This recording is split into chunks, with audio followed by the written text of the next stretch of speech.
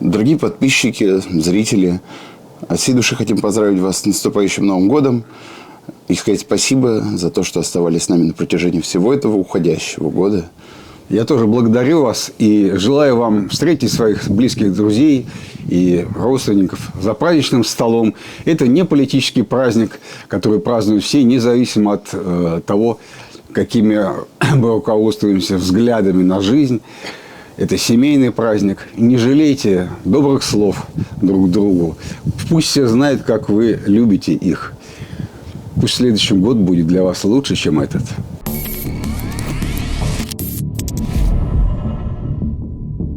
Всем привет, с вами новогодний выпуск на канале Ширяев и Ширяев. Здесь, как всегда, я, журналист Евгений Ширяев, и мой отец, военный обозреватель Валерий Ширяев. Мы обсуждаем последние события и, в данном случае, события всего прошедшего года. Добрый день, рад вас приветствовать. Вот и пришла настоящая зима в среднюю полосу России, а то уж жили мы прямо как будто какая-то Ирландия тут вокруг. Дожди, тепло. Вот средняя такая температура минусовая установилась, снег. Как видите, сегодня у нас на столе вместо традиционной секции забора вокруг воинской части детская старинная елочка, семейный артефакт, такая реликвия. Купила ее твоя бабушка 60 с лишним лет назад. И сейчас мы проверим. Знаешь ли ты, какие есть виды игрушек на современных елках? Какой формы? Вот современная елка стоит, и вот ее украшает. Какие там игрушки? Ну, два типа обычно. Какая-либо антропоморфная или зооморфная фигурка и шарик. Вот. Ну, самое главное – шарики. Вот, шарики. А фигурки их меньше, конечно. Значит, мы утратили... Это все? Просто я вижу тут, например... Да, вот я и хотел рассказать, что 60 лет назад все было по-другому. И на взрослых елках было ровно то же самое, что и на детских елках. Что мы сейчас вот и покажем нашим зрителям. Ассортимент был побогаче, прямо скажем. Вот, например, здесь есть такая штука. Вот, не очень понятно, что это такое, да, синего цвета. А на всех елках это очень часто встречалось в разных видах, что там дизайнеру в голову придет, но это всегда делали в разном... Там длина была разная, цвет и так далее. Называлась сосулька. Вещь исчезнувшая. Шарик, а из шарика, вырезан, ну, такая фигурная, так сказать, вещь, называлась розетка. Но очень много всевозможных даров земли. Да, мне вот больше всего вот это нравится. Да, значит, тут есть у нас огурец, морковка. А вот обрати внимание, здесь баклажан. Вот он. Там еще гриб где-то. Не, это кукуруза. Початок, да. Тут вот баклажан есть. Где баклажан, я не вижу. По-моему, вот баклажан. Думаешь, это баклажан? Ну, по-моему, да. Или перец. Груша, конечно же, да. Вот грибы. Гриб. Вот. Это все, значит, в послевоенном Советском Союзе. Голодной стране. В общем, приветствовалось, прямо скажем. Да. Вот. И, ну, конечно, прямиком из Царской империи сюда перекочевали детские лошадки, которые мы можем увидеть в иллюстрациях к Щелкунчику. Как видишь, жили бедно. И, в общем-то, простую гирлянду из бумажных флажков дети воспринимали с радостью. Многое делали сами, то есть это на детские ручки рассчитано, и дети, сидя вокруг елки, высунув язык от усердия, сами ее украшали. Вот это была процедура, это было совместное действие. Вот. Но сейчас это все изменилось, и вот, пожалуйста, современная елка, фактически произведение искусства. Ее не надо готовое, ничего не надо делать, все, на, сынок, тебе из мурановского стекла, а сынок раз в телеграм, в свой телефон, ага, и все, никому это не нужно, потому что это просто украшение на стол, это не елка для совместного творчества. Когда бабушка купила эту елку, и она появилась в нашей семье, она оказалась мне как бы верхом изящества, поскольку я был совсем маленький ребенок.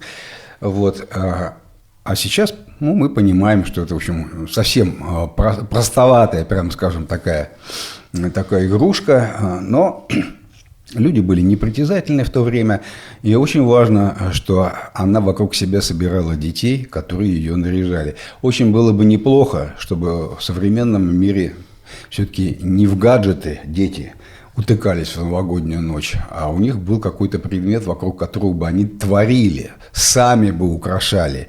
И для девочки, наверное, важно, что вот сюда шарик повесить, а не вот сюда вот. Они могли обсуждать это.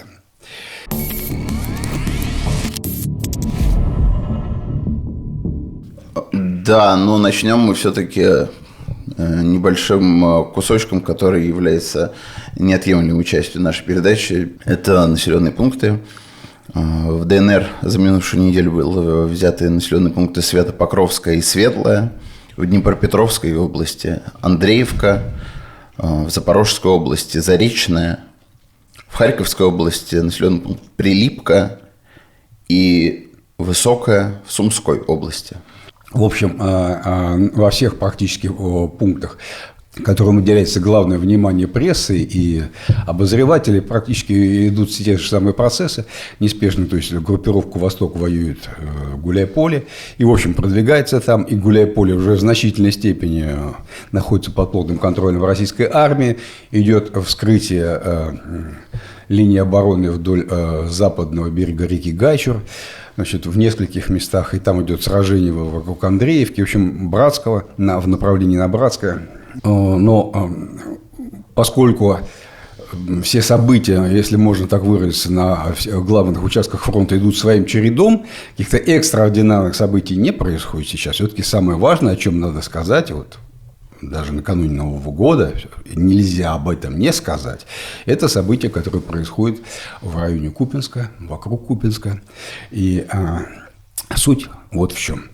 За последние 3 недели последовательно нарастает, а сейчас уже до предела дошел, конфликт между показаниями карт, которые изготавливают обозреватели российские, украинские даже не берем, российские, да, и сообщениями с фронта, которые до нас доходят через всевозможных военкоров, блогеров и так далее, и официальными сообщениями о положении в Купянске, которые до нас заходит от Министерства обороны и Генерального штаба. Да? В том числе об этом докладывали, значит, Путину на совещании. Суть в чем? Что уже более 3 недель, на самом деле, последовательно развивается наступление вооруженных сил Украины прямо на центральный район Купянска. Оттуда пятятся, отступают с боями российская армия. Это я не высказываю просто то, что я вижу в картах. Квартал за кварталом занимаются постепенно и постоянно мы слышим выступления то одного, то другого официального лица, которые говорят, там Купянск контролируется полностью, там, так далее. При этом с фронта идут прямо противоположные сообщения. Этот конфликт между 2 источниками, его необходимо как-то разрешить. В настоящий момент уже ситуация дошла до ручки. То есть, по сообщениям прямо людей, которые сражаются там в Купянске непосредственно, почти потерян западный берег. Ну, есть 2 варианта. Первое. Все эти асинтеры, блогеры, изготовители карт, обозреватели, которые держат прям связь непосредственно с войсками там в окопах, они все сговорились, а их совокупная аудитория – это много миллионов человек. И это центровые блогеры военные, которые прямо вот самые главные, которых все смотрят, и они не могли сговориться, по-моему, между собой. Они просто понимают, что к ним ко всем идет одна и та же информация. Они вынуждены ее говорить. Почему? На них давит важнейший закон прессы. Они не хотят потерять свою аудиторию. То есть, если ты будешь сообщать недостоверную информацию аудитории, от тебя отвернутся и перейдут к другому. Конкуренция.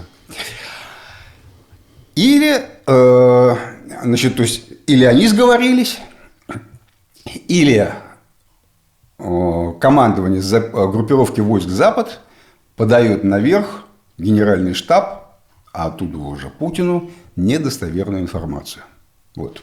Прямо вот так. Или так, или так. Вот это очень важный момент, потому что когда командование подает наверх доклады, искажающие действительность, ну, так называемые авансы, когда заранее объявляют что-то уже взято, ты попадаешь в ситуацию, когда тебе не дадут резервов в случае чего. Это любой бизнесмен или там на производстве человек, находящийся, понимает, что если на совещании ты мне доложил, что у меня все отлично и так далее. Потом через... Излишек, грубо говоря, у тебя есть. Да, через месяц ты ко мне приходишь, мне срочно нужны ресурсы, переведите мне деньги, я тебе скажу сразу же, погоди секундочку, ты же сам доложил, что у тебя все хорошо. Какие тебе деньги еще? И вот так же точно и на фронте происходит. Человек объявил, что он уже этот город занял, потом он понимает, что ему срочно нужны подкрепления, а как это доложить наверх, он уже не знает. Наоборот же... Он боится. В бизнесе, если у тебя в квартале есть излишек, так называемый, да, то заберут. руководство, наоборот, должно его срезать, потому что вам не нужно перекинуть столько. на другой участок, где он нужнее. То есть ты даже хуже себе делаешь. Похоже, что ровно то же самое произошло в Купинске, откуда просто даже могли забрать какие-то части на другие участки, потому что там совсем все хорошо, судя по докладам, по крайней мере. И вот выбирай, какая тебе нравится больше версия. Или блогеры все сговорились, и вообще все источники с фронта все сговорились, это все ложь, или недостоверные доклады идут наверх. Вот или так, или так. Но нам осталось совсем недолго.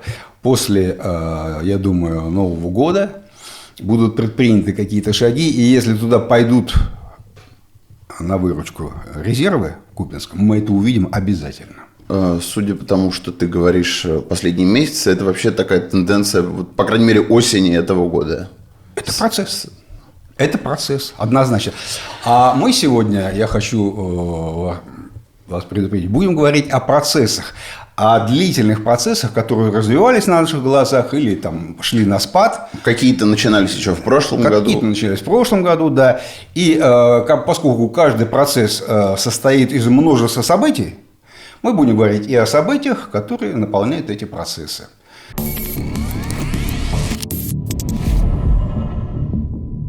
Начать, наверное, надо с США. Дональд Трамп в этом году пришел к власти окончательно, хотя выиграл выборы в прошлом.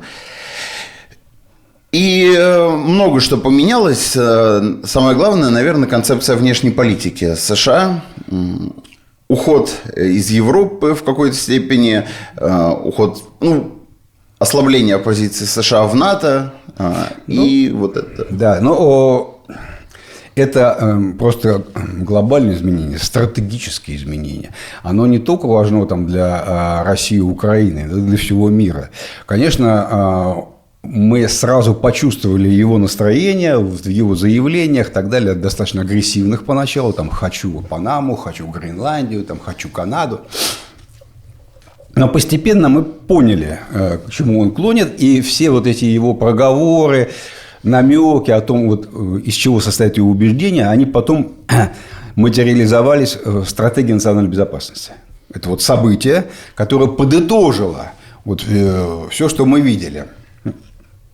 В общем, при всей его взбалмошности, непоследовательности, он четко совершенно понимает, что он и его команда, да, потому что очень сузились возможности Соединенных Штатов. То есть через год на обслуживание долга, государственного, намного более $1 триллиона в год потребуется. Ресурсов материальных, не только финансовых, но и финансовых тоже, на то, чтобы присутствовать по всему миру, как раньше, Соединенные Штаты привыкли после развала Советского Союза, не хватает катастрофически. А нарисовался новый противник. Они его везде рисуют. Противник это Китай, везде, так сказать, только про него, который захватывает рынки, который в своей торговле отодвигает Европа, особенно США, отовсюду. Да, через рынки фактически захватывают государства, их суверенитеты. Африка, Латинская Америка, которые в долгах перед Китаем. Да. И реализовав свои планы стратегически предыдущих администраций, Америка вынесла значительную часть промышленного производства за рубеж, в том числе в Китай тот же самый. И сейчас встает вопрос о реиндустриализации, что надо срочно возвращать производство. Тогда, в общем, очень много проблем. И Трампу не хватает ресурсов. Отсюда решение. Так, сосредотачиваемся на том, что для нас важнее всего. А что может отодвинуть в сторону или, предположим, там, снизить расходы на это надо делать немедленно. В первую очередь это расходы на НАТО, потому что на НАТО, на вообще европейскую безопасность, на все тратились очень большие деньги. И это кардинальное изменение, раскол с Европой, единения такого уже нет, как раньше, да? Требование немедленно предпринять меры, чтобы европейцы тратили как можно больше денег сами на себя, ну, свою защиту.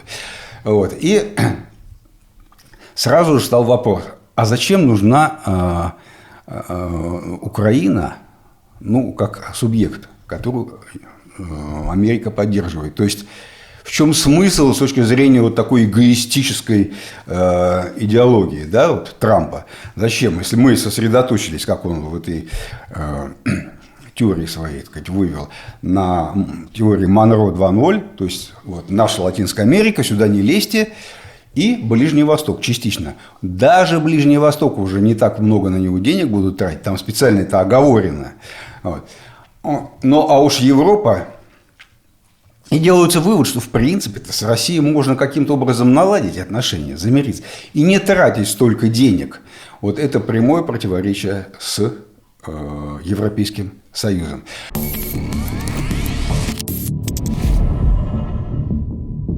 Это такой изоляционистский пацифизм. Но есть другая сторона американской внешней политики, которая продолжает показывать, что США остаются воинственными. Это прямое участие США в некоторых конфликтах, ну, в первую очередь, Ближний Восток, Израиль, Иран, Хамас, Ливан, да. Пакистан, Индия. Да, несмотря на то, что Трамп себя... Ну, Пакистан, Индия, допустим, это дипломатическая история была, конечно. Ну, Трамп себя показывает как миротворец для всех. Он всех мирит, там, так далее, хотя это больше пиар на самом деле, чем вот его реальное политическое участие. Тем не менее. Но в тех местах, откуда он уходить не собирается, но, может быть, снизить просто свое внимание к этому региону. Латинская Америка – это Венесуэла. Да, это Венесуэла. То есть первый акт доктрины Монро 2.0, он должен быть выигрышным, победительным, я бы сказал, зубодробительным. То есть надо Мадуру убрать к чертовой матери, понимаешь, чтобы всему миру показать, что мы здесь хозяева, а не Китай. Также точно он вписался за Израиль, бомбил в этом году Иран, ну, эту гору Фордо знаменитый, значит, налет американских бомбардировщиков стратегических. Правда, он это сделал только когда убедился, что это абсолютно безопасное, так сказать, мероприятие. То есть потеря стратегического бомбардировщика над Ираном – это был бы кошмарный выход. Да? Ну, все получилось как надо. То есть, конечно, он не пацифист, нет, и не изоляционист в том смысле, что я отовсюду ушел, но все-таки самое главное – это сосредоточиться на проблемах Соединенных Штатов. Трамп все-таки должен как-то показывать свою силу в Азии, если главный стратегический противник – это Китай. Но здесь расставка сделана на военную силу. Они вышли ради этого из договора об ограничении ракет средней дальности. Они производить сейчас будут эти ракеты в первую очередь для того, чтобы установить их там на Филиппинах, на базах в Японии, в Южной Корее. Все это будет нацелено на Китай. Принимается, сейчас обсуждается вот программа развития флота, вот, вплоть до самых экзотических решений. И все это вот на Китай, соответственно, показал свою силу совсем недавно, только что. Вот. Но я имею в виду парад в Пекине.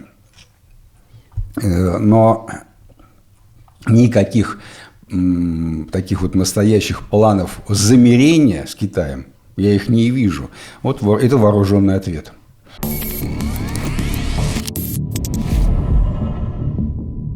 Непонятно, насколько это серьезная история, но мы видели, что в этом году начинает происходить некое размежевание между странами, многополярный мир.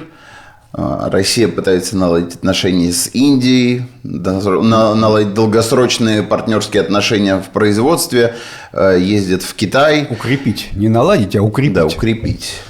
Да, ну, пул государств, которые о себе заявляют как о независимых, которые не приемлят давления.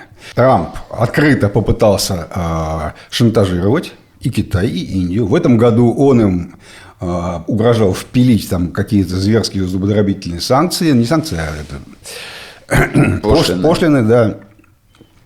Требуя от них прекратить закупки российских углеводородов и так далее. Они этого не послушались, открыто выступили против США. Это открытый бунт.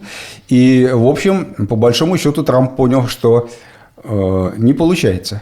Не получается. Отсюда все его дальнейшие движения вот, в российско-украинском кейсе, да, все, что он там делает. Но, в общем, по большому счету, Индия, вот она укрепляет традиционное военное сотрудничество, военно-техническое сотрудничество с Россией еще с советских времен. Сейчас идут переговоры о производстве истребителей 5-го поколения совместно там на территории Индии. Да? Значит, они у нас арендуют еще одну ядерную подводную лодку в аренду. Потому что Индия собирается строить свои собственные подводные лодки, атомные. Вот. И я думаю, что они это будут делать с решающим вкладом Росатома. Я думаю, что будут помогать однозначно совершенно. Так же точно, как Соединенные Штаты помогают строить атомные подводные лодки вот, в Австралии, например, да? Своему ближайшему союзнику. Таким образом, составился некий такой комплот, то есть, как бы, заговор, можно сказать, с иронией ведущих по численности, промышленному потенциалу, будущему государств мира, это Индия и Китай, которые хотят развиваться самостоятельно, без всякого давления, в соответствии со своими национальными интересами. То есть, государства, которые вот эту идею полного суверенитета прямо реализуют в своей внешней политике. Но, в общем, по большому счету, да, доктрину Монро на Индию и Китай никак не перетащишь.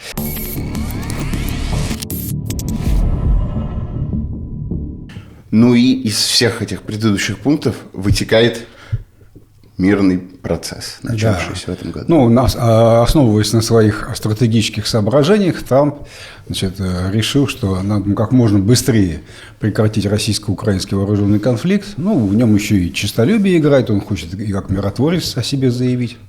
Ну, в общем, всерьез он в это дело впрягся, сразу же начал давить, и первые, как бы, чувствуя в партнере волю к сопротивлению, неуживчивость, упрямство и так далее, он просто первое, что сделал, устроил, это моя точка зрения личная, скандал в овальном кабинете, первая встреча Трампа и Зеленского, где, в общем, все стали после этого оценивать шансы Зеленского на установление нормальных отношений с США очень невысоко.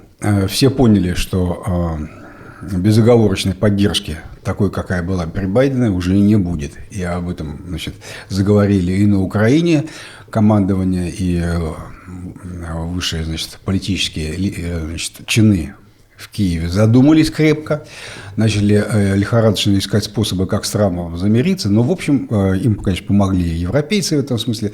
Процесс стал налаживаться, но вот используя эту ситуацию, да, силовое давление, психологическое давление, Трамп заставил Киев и Москву сойтись на первых переговорах в Стамбуле. И, в общем, они, конечно, кончились ничем. Было 2 раунда. Киев представил то, что он считает необходимым, там, судьбу детей депортированных, как он ее видит, по крайней мере, и так далее. Обмен пленными, там, обмен телами. В принципе, при желании этот процесс можно было длить. Но вот, в конце концов, то, что я сказал давным-давно, еще больше года назад, то оно так и произошло. То есть немедленное прекращение огня, оно всегда в пользу отступающего, и оно всегда не в пользу наступающего. То есть, естественно, Украина выставила своим первым требованием прекратить боевые действия, а там разберемся. Естественно, это Путина абсолютно не устроило. И Трамп между ними начал маневрировать. Надо сказать, что вот даже создали после встречи в Анкоридже. Анкоридж была такой знаковая встреча, потому что на ней, ну, по крайней мере, объявлено было, что Владимир Путин пошел на уступки, он согласился не рассматривать включение в административных границах Запорожской и Херсонской областей, а отдайте вот только Луганскую и Донецкую. Если Украина выведет войска, можно будет объявить о перемирии и договариваться дальше. И сами переговоры стали термометром, который позволяет замерить температуру внутри армии, на фронте, как они ощущают военачальники свои перспективы. Выяснилось, что оба хорошо относятся к своим перспективам, оптимистически смотрят. И Путин считает, что он побеждает, и Зеленский считает, что он не проигрывает, как минимум. И вот это вот взаимное, так сказать, указание друг другу, что, сказать, стакан наполовину пуст или наполовину полон, что я не проигрываю, а я побеждаю. Это примерно одно и то же. Да?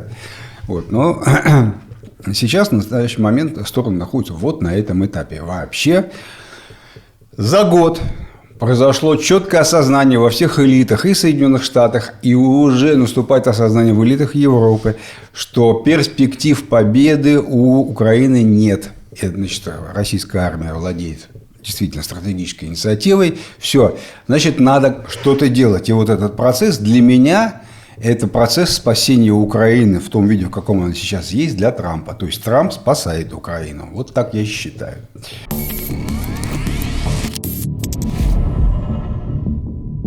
Следующим пунктом, наверное, является истощение боевого потенциала Украины, который...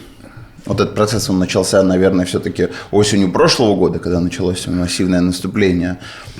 А в этом году, несмотря на то, что многие там пытаются считать квадратные километры, говорят, что изменения не такие значимые, но тем не менее... Очевидно, что российская армия в продвижении. На самом деле, значит, такая деградация вообще оборонительного потенциала всего государства началась прямо в ходе знаменитого летнего контрнаступа 23 года.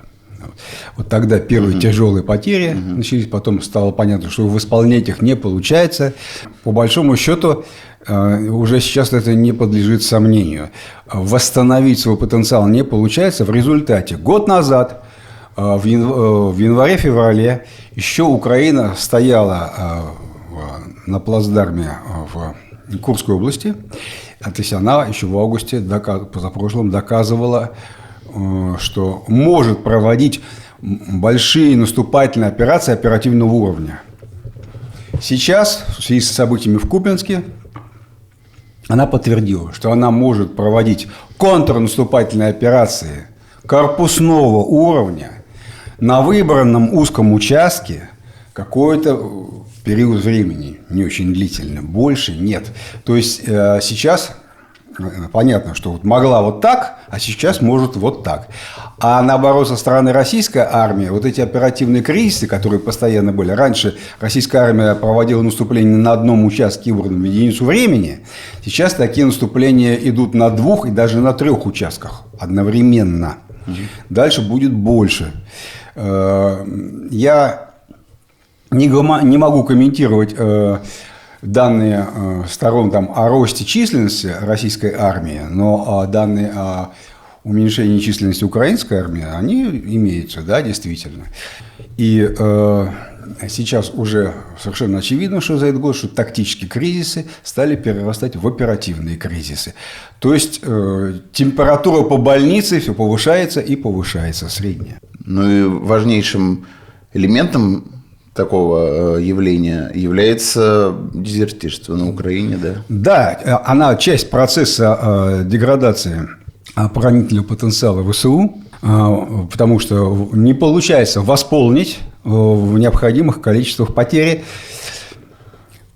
Это количество людей, по которым по оставлению части заводятся уголовные дела, статистика официальная украинская, росло с марта месяца, даже с февраля месяца неуклонно. И вот до последнего месяца оно дошло до 21 тысячи человек в месяц.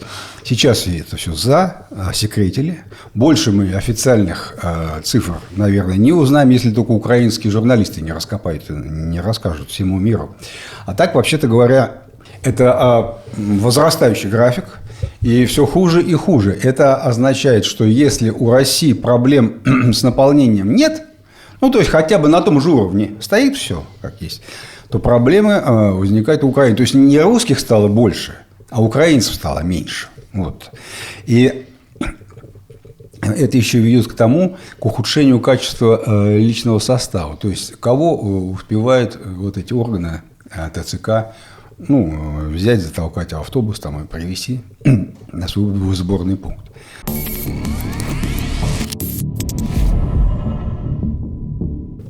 Из этого следует то, что в этом году появились новые направления.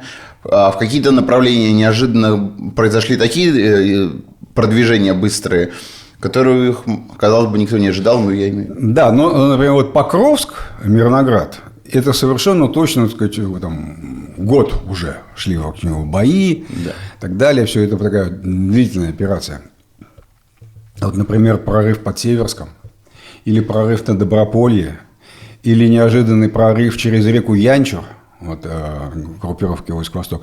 И это все вещи, которые, в общем, выпадают из средней картины-то. Раньше такого не было.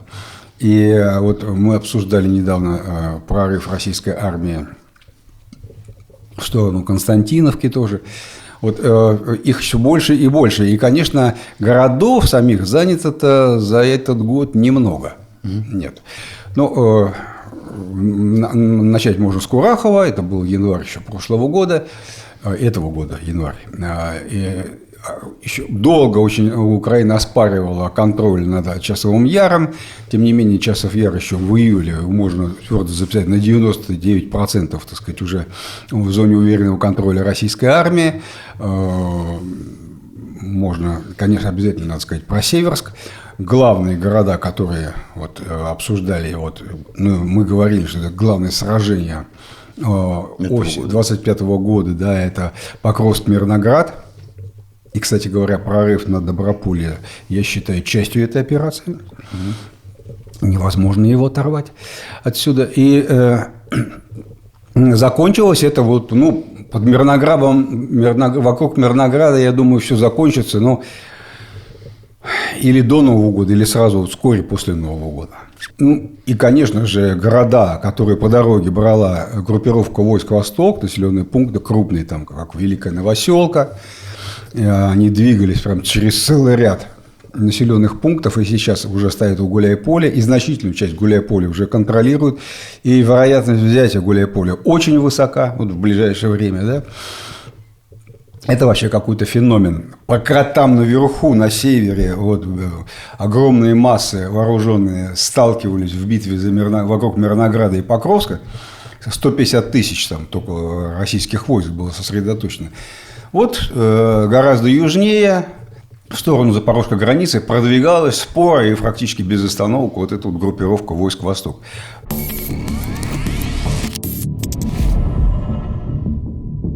Ты обращал внимание в этом году уже не раз, что линия, как линия боевого разграничения между сторонами, уже, считай, перестала существовать. И все, что мы имеем сейчас, это бесконечное количество серых зон.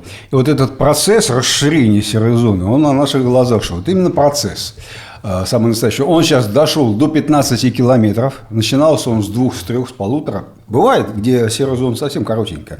Но по большей части она все растет и растет. В этом году родилась и умерла, скоропостижно скончалась идея линии дронов, так называемая. Это украинская, стратегическая идея о том, что можно воевать одними дронами. Она была рождена не от хорошей жизни, а от того, что просто личного состава не хватает, мобилизовать не могут украинцы достаточное количество людей.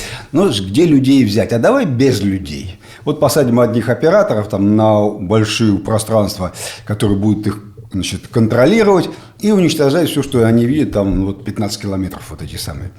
Это мы с самого начала сказали, что идея рассчитана на идеальные условия, то есть строго прямая линия фронта, вот эта киллзона впереди выделяется, и так вот не подпускаем никого, сами не воюем, сами в бой не вступаем, а так дистанционно всех уничтожаем, и все. Вот это вот и будет наша защита, и людей не нужно.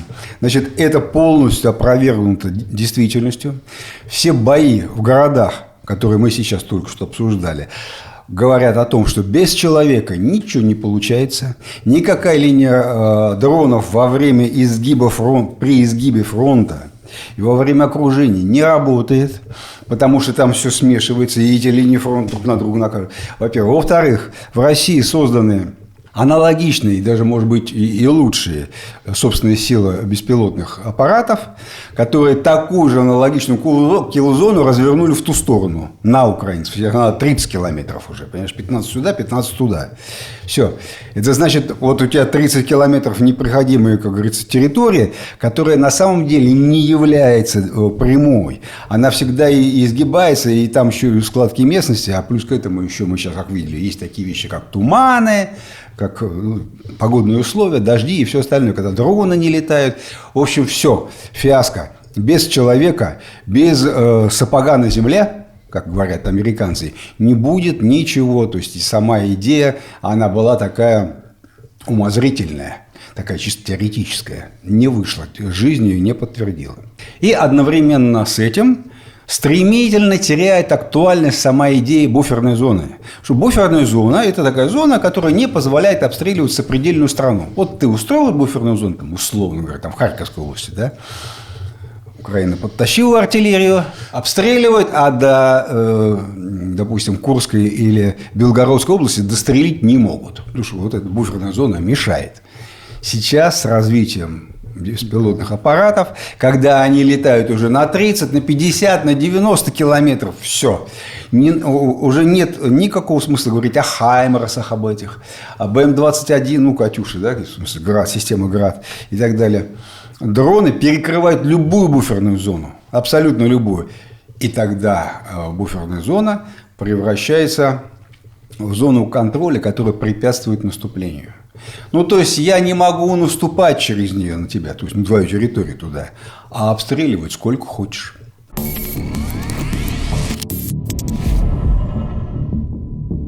Ну, и то, что в этом году окончательно уже невозможно игнорировать, это осмысленные удары по энергетике, взаимные обстрелы Украины, России.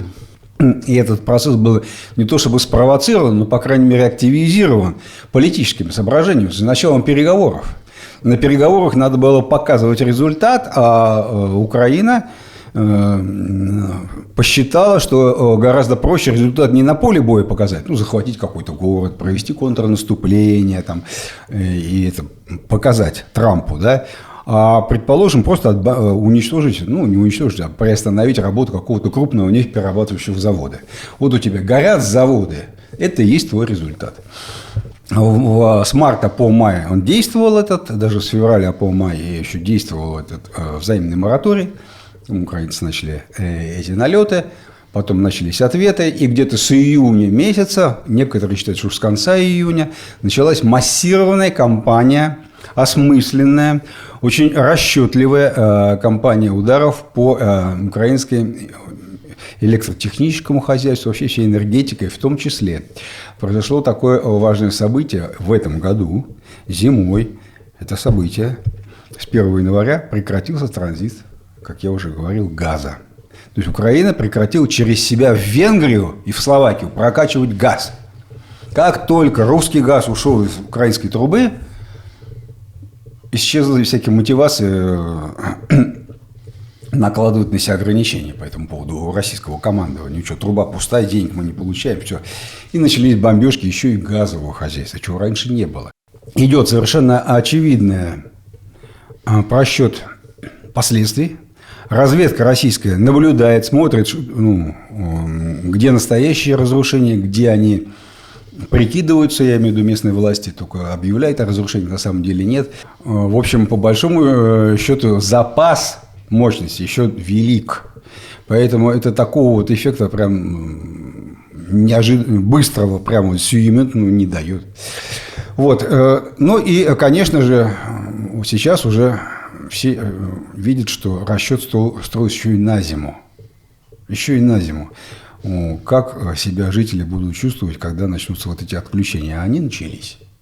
И сейчас уже жители, причем начали разрезать с севера на юг по Днепру, систему, чтобы атомные электростанции с запада, Ровенская и Хмельницкая, не могли их 3 же. Южноукраинская, да, не могли перекидывать электроэнергию на восток страны.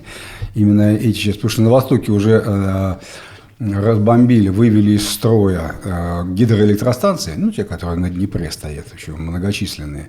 Да, теперь, ну, конечно, еще Бурштинская ТЭС, ну, в общем, угольную генерацию тоже здорово ограничили. И тут еще и начали носить удары по трансформаторам, высоким трансформаторам, которые вот передают эту электроэнергию с запада на восток от электростанций атомных.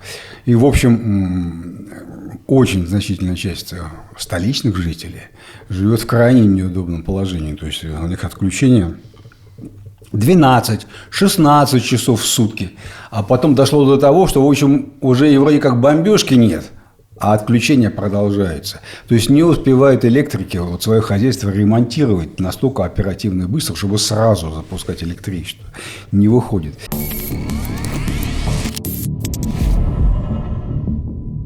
Нельзя сказать, что это часть предыдущего пункта, но тем не менее, хочешь не хочешь, энергетика. Это атаки на российский так называемый теневой флот. Ну, самое главное, что в этом году впервые «Нет хорошей жизни» тоже Украина публично заявила, что это она бомбит. То есть раньше все, сколько у нас было выпусков про эти атаки на танкеры, мы все время говорили, что это тайные атаки, что в Средиземном море... Союзники, во-первых, могут быть какие-нибудь итальянские подводники. Да, или англичане что-то. Там, черт знает. А сейчас все-таки выясняется, что... Нет. Не выясняется. Украина так заявляет. Да, может быть, на самом деле... Украина открыто бомбит танкеры, да, в Черном море. Ну и в Средиземном море тоже один удар был. Но я по-прежнему придерживаюсь мнения, что все-таки Средиземноморское побережье – это сплошные курорты. Это очень важный в экономическом смысле слова для Европы регион. И в Украине все-таки укажут. Ну, не будет такого, что там будет развернется массовая охота на танкер. Танкер такая штука, знаешь, даже если он пустой, начнет тонуть, очень много дряни и грязи оттуда выйдет. Поэтому экология для курортных районов, она очень важна. Но теперь уже и в Черном море. И уже Эрдоган выступил, сказал, что ай-яй-яй, не надо, и так далее. И послали Эрдогана на Требуху, продолжили эту бомбежку. А Россия отвечает традиционно тем же, чем всегда. То есть она не... Корабли все-таки стараются в основном, значит, атаковать, а портовую инфраструктуру. Склады, да, зерно. Вот недавно было подожжено 2 огромных хранилища растительного масла. Масло разлилось, текло по улице реками. Вот, потом все это вспыхнуло, гигантский пожар. Да, вот. Не забудем, что не перед этим танкер российский с растительным маслом, да, шел в Грузию, и его атаковали. Вот тебе ответ. Только это не танкер, это гигантские хранилища с маслом уже разлились там вокруг Одессы. Ну, я не знаю, что они могут делать. Дело в том, понимаешь, украинцы применяют вот эти самые беспилотные свои катера Магор, которые, в общем, действительно, если грамотно все сделать, охрану водного района и так далее, они перспектив-то не имеют против там, военных баз, например, тех же самых. А вот против гражданских судов, которые никто не охраняет, это страшное оружие. Вот. У России есть просто подводные лодки «Варшавянков», которые могут торпедировать любой корабль, вообще любой. И есть самолеты, которые могут просто сбросить ракету, торпеду там, вот, по любому кораблю. Морская авиация есть, там, все что угодно. Несопоставимые силы, просто несопоставимые. Я имею в виду эти Магоры и, допустим, подводные лодки и самолеты, да, российские.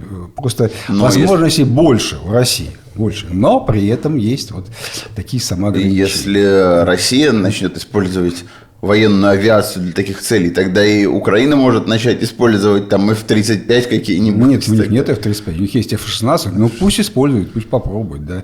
Я не думаю, что они долго там пролетают.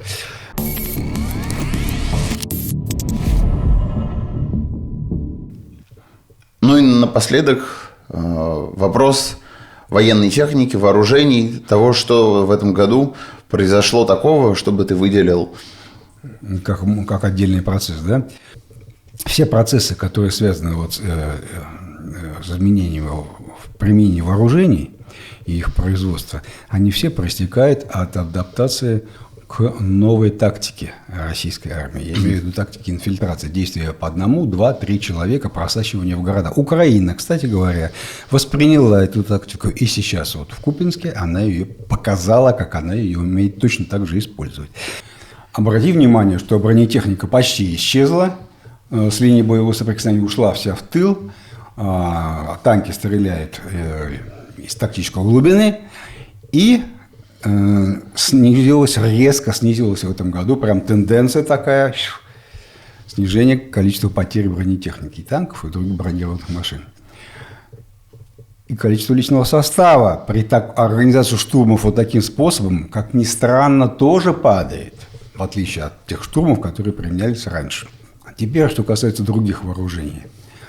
Все меньше и меньше мы видим, как применяются вертолеты на линии боевого соприкосновения. Дело в том, что все вооружение вертолетов, оно разрабатывалось до специальной военной операции и у американцев, у французов, у нас, у китайцев, у всех. Вот приблизительно на 10-15 километров. Если очень далеко стреляющий какие-нибудь там ракеты, там 25 километров. При этом вертолет не должен пересекать линию боевого соприкосновения. Он должен над своими лететь и стрелять, потому что если он на территорию противника попадает, он почти гарантированная гибель, потому что стало совершенно ясно, что сбить вертолет проблем нет. Уже появились даже и дроны, и мы об этом рассказывали, на которые установлены ракеты авиационные, которые должны сбивать вертолеты, ну и самолеты, конечно, тоже. Поэтому само оружие, которое применяет вертолет, недалеко стреляет. И по сравнению с дронами они очень здорово уступают. Значит, вертолеты уходят, теряют свое значение на фронте. Они не исчезли. Нет, они не исчезли. Но тем не менее, остались транспортные, на которые очень большой, так сказать, возлагается кусок работы армейской. Но боевые вертолеты. Вот такое впечатление, что у них и будущего уже нет вот, в свете вот таких изменений на фронте. Ну, просто даже вспомним, что раньше в кино, чтобы снять какой-то план, приходилось делать съемки с вертолетами. А сейчас дроны. Да, сейчас также Абсолютно. То же самое с авиацией. Авиация не должна пересекать линию боевого соприкосновения, если она залетает на территорию противника, это специально подготовленная операция. То есть очень осторожно, очень внимательно к опасностям. И так далее. Авиация по большей части применяет бомбы авиационные с модулем планирования коррекции, где крылья раскрываются, и она из-за линии фронта их запускает. Сейчас уже появились с реактивными двигателями авиационные бомбы, которые летают до 200 километров.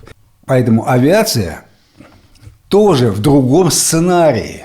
Она не так, как вот ее готовили. В этом смысле очень важно обратить внимание, что вся доктрина НАТО, ну, которая строится вообще-то американскими военными, вся доктрина США, Пентагона, строится на том, что сначала подавляющая, так сказать, вот, операция авиационная, ну, на противника. Сначала все, заходит авиация, все уничтожает, там, чего можно, и после этого, значит, уже наземные войска могут продвигаться более или менее безопасно. Впервые за десятилетия авиация современная, и российская, и украинская, столкнулись с зонами мощного настоящего армейского ПВО современного.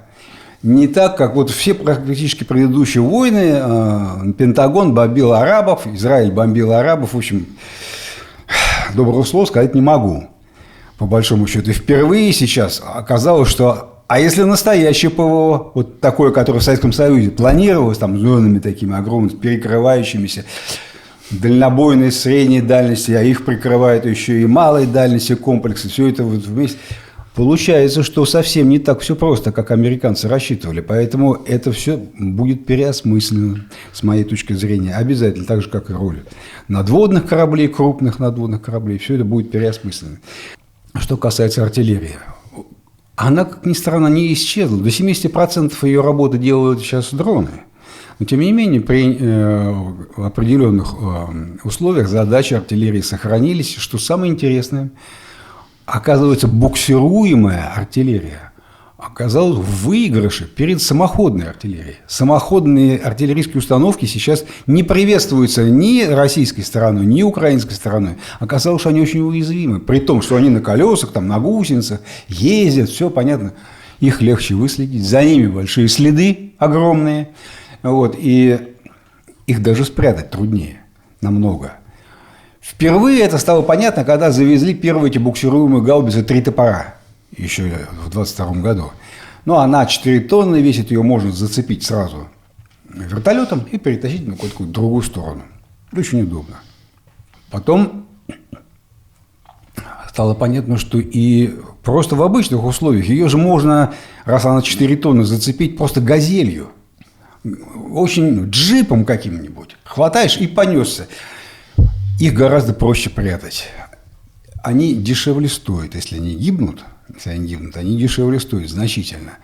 Вот. У них в российской армии оказалось стволов больше для них, а перестволовка очень важный процесс, потому что стволы изнашиваются.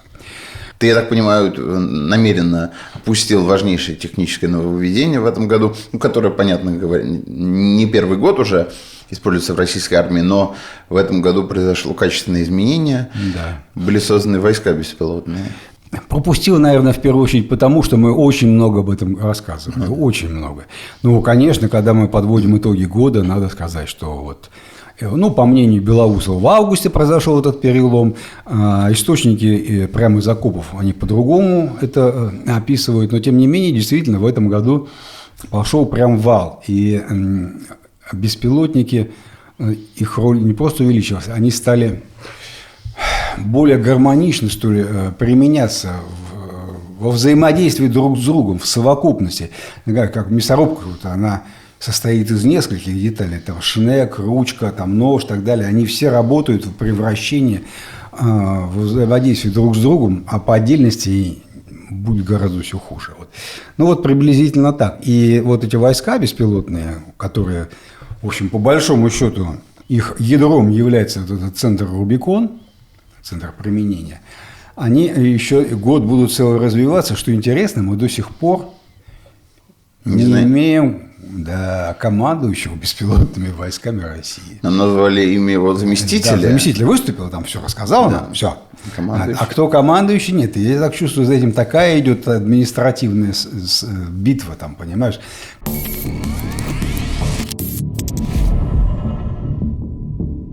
Ну, наверное, таковы итоги этого года. Да, ну, для краткости мы остановились не на событиях, а на процессах. Процессы эти важнейшие, они будут развиваться в следующем году, в 26-м, и мы обязательно с вами встретимся и о них поговорим. Ну, а вернемся мы уже после новогодних праздников. Увидимся в новом году. До свидания, всего хорошего.